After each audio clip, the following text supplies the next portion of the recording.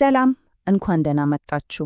በዛሬው ትንታኔያችን ውስጥ በጣም መሰረታዊ የሆነ ጥያቄን እንመረምራለን። ይህም አእምሮአችን የምንኖርበትን እውነታ መፍጠር ይቻላል ወይ? ይህንን ሐሳብ እንግዲህ ዶክተር ጆሴፍ መርፊ በራስህ መን በሚለው መጽሐፋቸው ውስጥ በደንብ አድርገው ተንትነውታል። እስኪ አብረን እንየው። እስኪ በዚህ ጥያቄ እንጀምር። የራሳችን እምነቶች ማለትም የምናስባቸው ነገሮች የየዕለት ኑሯችንን፣ ስኬታችንን፣ ሌላው ቀርቶ ውድቀታችንን ጭምር እስከምን ድረስ ነው የሚወስኑት? አስባችሁታል? የመርፊ ሥራ በሙሉ የሚያጠናጥነው በቃ በዚህ መሰረታዊ ሐሳብ ዙሪያ ነው። እስቲ አስቡት፣ ከ60 ዓመታት በላይ ሆኖታል ዶክተር መርፊ ይህንን መጽሐፍ ካሳተሙ። በወቅቱ ሰዎች ስለ አእምሮ ያላቸውን ግንዛቤ ለመቀየር ነው የሞከሩት። መጽሐፉ ሲታይ ቀላል ይመስላል፣ ግን በውስጡ የያዛቸው መርሆዎች እስከ ዛሬ ድረስ ብዙዎቹን የሚማርኩ የሚያስገርሙ ናቸው። እሺ፣ የመርፊ ትምህርት መሰረቱ የሚጀምረው ከአንድ የአእምሮአችን ክፍል ነው። ይህ ክፍል ንዑስ አእምሮ ወይም በእንግሊዝኛው ሰብኮንሽስ ማይንድ በመባል ይታወቃል። እንደ እሳቸው አባባል ከሆነ እውነተኛው የፈጠራው ኃይል የሚገኘው እዚህ ውስጥ ነው። ታዲያ ንዑስ አእምሮ ስንል ምን ማለታችን ነው? እስኪ እንደዚህ አድርገን እንየው። ልክ እንደ ለም መሬት ነው። በቃ ምንም አይነት ዘር ብንተክልበት ጥሩም ይሁን መጥፎ፣ ስንዴም ይሁን አረም ያለምንም ጥያቄ ያበቅላል። የመርፊ ንድፈ ሐሳብ የሚለው ይህንኑ ነው። ንዑስ አእምሮአችን ምንሰጠውን ሐሳብ ይሄ ጥሩ ነው፣ ይሄ መጥፎ ነው ሳይል ያለምንም ትችት ተቀብሎ ወደ እውነታ ለመቀየር ይጥራል። በጣም ወሳኝ ነጥብ እዚህ ላይ ነው። ውስጣዊው ዓለም ማለትም የአስተሳሰብና የእምነት ዓለማችን ውጫዊውን ዓለም ይፈጥራል። ምን ማለት ነው? በሕይወታችን የምናያቸው ነገሮች በሙሉ ከግንኙነቶቻችን እስከ የገንዘብ ሁኔታችን ድረስ በአብዛኛው በንዑስ አእምሮአችን ውስጥ የተቀረጹት ምስሎች ነጸብራቅ ናቸው ነው የሚለን። በጣም ጥልቅ ሐሳብ ነው አይደል? ይህ ደግሞ ሌላኛው አስገራሚ የመርፊ መርህ ነው። ንዑስ አእምሮ ትኩረታችንን ለሰጠነው ነገር ሁሉ ኃይል ይሰጠዋል።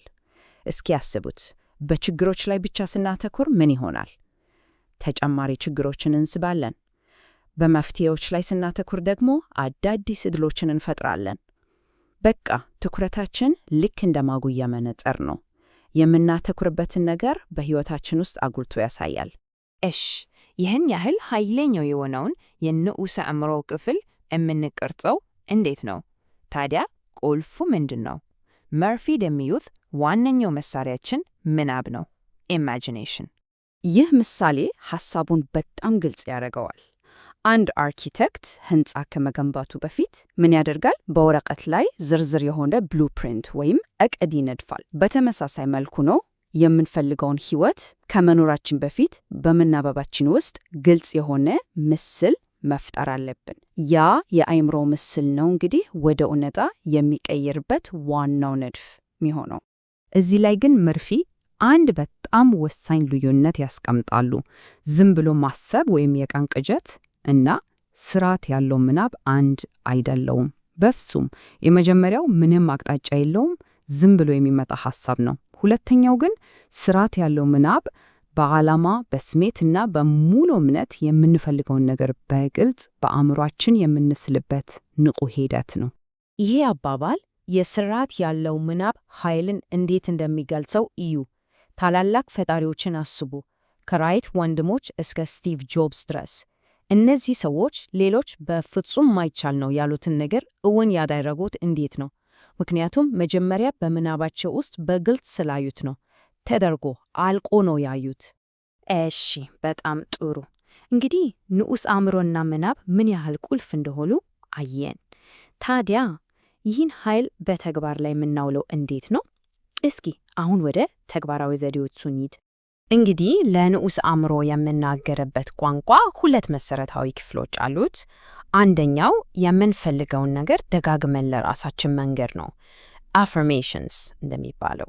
ሁለተኛውና ምናልባትም ከሁሉም በላይ አስፈላጊው ያንን ሐሳብ ከጥልቅ ስሜት ጋር ማቆራኘት ነው። የሁላችሁ ብዙ ሰው የሚስተዋል ነጥብ እዚህ ላይ ነው። ስሜት ለሐሳቦቻችን ሕይወት የሚሰጥ ነዳጅ ነው ማለት ይቻላል። ሐሳብ ብቻውን በቂ አይደለም። የምንፈልገውን ነገር ቀድሞውኑ እንደተሳካ አድርገን ያንን የደስታ የእርካታ ወይም የምስጋና ስሜት አሁን ላይ ማጣጣም ስንጀምር ንዑስ አእምሯችን ያንን እውነታ ወደ ሕይወታችን ለመሳብ በከፍተኛ ፍጥነት መስራት ይጀምራል። ይህ አገላለጽ የምኞትና የስሜትን ጥምረት ምን ያህል አስፈላጊ እንደሆነ በደንብ ያሳያል። ምኞት ብቻውን ልክ እንደ ቀዝቃዛ ሞተር ነው፣ በራሱ ብዙም አይንቀሳቀስም። ስሜት ግን ያንን ሞተር የሚያስነሳውና ወደፊት እንዲገፋ የሚያደርገው ነዳጅ ወይም ኃይል ነው ማለት እንችላለን። እሺ፣ እስካሁን ያየናቸውን ሐሳቦች በሙሉ እስኪ አንድ ላይ እናድርጋቸውና ሂደቱ እንዴት እንደሚሰራ እንመልከት። ከዛ በተጨማሪ በእነዚህ ሐሳቦች ላይ ያሉት ተለያዩ አመለካከቶችንም እናያለን። ሂደቱ በ3 ቀላል ደረጃዎች ሊጠቃለል ይችላል። አንደኛ፣ የምንፈልገውን ነገር በግልጽ መወሰን ነው። ሁለተኛ፣ ያንን ሐሳብ በማረጋገጫዎችና በስሜት ደጋግመን በንዑስ አእምሯችን ላይ እናትመዋለን። ሶስተኛና የመጨረሻው፣ ንዑስ አእምሮ በራሱ መንገድ አዲስ ዕድሎችና ሁኔታዎችን በመፍጠር ያንን ሐሳብ በሕይወታችን ውስጥ እውን ያደርገዋል። እርግጥ ነው ይህ ንድፈ ሐሳብ ከተለያዩ አቅጣጫዎች ነው የሚታየው። በደጋፊዎች በኩል ስናይ ሕይወትን ለመለወጥ የሚረዳ በጣም ኃይለኛ መሳሪያ እንደሆነ ይነገራል። በሌላ በኩል ደግሞ አንዳንድ ተቺዎች እነዚህ ሐሳቦች በሳይንስ የተረጋገጡ አይደሉም፣ ውስብስብ የሆኑ የሕይወት ችግሮችን ከልክ በላይ ያቃላሉ ሲሉ ይሞግታሉ። በተጨማሪም ደግሞ የሥራው ይዘት ከባህላዊ የሥነ ልቦና ትምህርቶች ይልቅ ወደ መንፈሳዊ እና ሃይማኖታዊ አስተምህሮቶች ያደላል የሚሉ ወገኖችም አሉ። እሺ፣ ትንታኔያችንን ከመጨረሳችን በፊት ግን በመጽሐፍ ውስጥ የቀረበ አንድ በጣም ቀላልና ተግባራዊ ዘዴ አለ። እስኪ እሱን እንመልከት። መርፊ የሚመክሩት ዘዴ ይህን ይመስላል። በተለይ ከመተኛታችን በፊት ወይም ከእንቅልፋችን እንደተነሳን አእምሯችን በጣም ተቀባይ በሚሆንበት ሰዓት ላይ መጀመሪያ ሰውነታችንንና አእምሯችንን እንረጋጋለን። ከዛ የምንፈልገውን ነገር የሚወክል አንድ ቃል እንመርጣለን። ለምሳሌ ስኬት ወይም ጤና ሊሆን ይችላል። ይህንን ቃል በእርጋታና በእምነት ደጋግመን እንላለን። ከሁሉም በላይ ደግሞ ያ ነገር ሲሳካ የሚሰማንን ስሜት በቃ አሁን ላይ እንደተሳካ አርገን እናጣጥመዋለን። ይህ አባባል በተለይ ወደ መኝታ ከመሄዳችን በፊት ያለው ጊዜ ምን ያህል ወሳኝ እንደሆነ ነው የሚያሳየው። አስቡት፣ ቀኑን ሙሉ የነበሩ ጭንቀቶችን ሁሉ ትተን በስኬት እና በእርካታ ስሜት ውስጥ ሆነን ስንተኛ ሌሊቱን ሙሉ ንዑስ አእምሯችን በዛ ሐሳብ ላይ እንዲሰራ እድል እንሰጠዋለን ማለት ነው። እናም በመጨረሻ መርፊ የሚያስቀምጡት ቀላል ምርጫ አለ። አእምሯችንን በስከት ምስሎች መሞላት ሆነ በውድቀት ስጋቶች እንዲጠመድ መተው፣ ሁለቱም የአእምሮ ጉልበት ይጠየቃል። ምርጫው ግን ግልጽ ነው። እንደ እርሳቸው አባባል የመጀመሪያው መንገድ የስከት መንገድ እጅግ በጣም አስደሳች እና ጠቃሚ ነው። እንግዲህ የዛሬው ትንታኔያችን እዚህ ላይ ያበቃል። ግን ከዚህ ጥያቄ ጋር ልተዋችሁ። በየዕለቱ በአእምሯችን ውስጥ ደጋግመን የምናስበው የምናስተናግደው ዋና ሐሳብ ምንድን ነው? እስኪ ራሳችንን እንጠይቅ። ምክንያቱም የመርፊ ትምህርት እንደሚያሳየው ያ ሐሳብ የነገ እውነታችንን የቀረጸ ሊሆን ይችላል።